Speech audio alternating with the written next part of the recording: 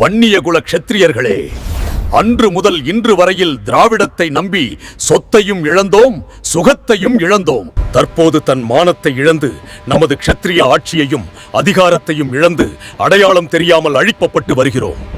அற்பமான பதவிக்கும் பணத்திற்காகவும் விலை போகி சுயஜாதி பற்று அற்று நம் மரபை நாமே அழிக்கும் ஆயுதமானோம். திராவிட மாயையை வன்னியர்கள் மட்டுமே தூக்கி சுமக்கிறார்கள். அதனால்தான் வன்னிய குல க்ஷத்திரியர்கள் அனைத்து தளங்களிலும் ஒதுக்கப்படுகிறார்கள். ஆனால் மற்ற சாதிகள் தங்களது சுயசாதி உணர்வில் மிகவும் தெளிவாக இருப்பதால் தான் அவரவர் சாதிய அடையாளத்துடனேயே அவர்கள் முன்னேறுகிறார்கள்.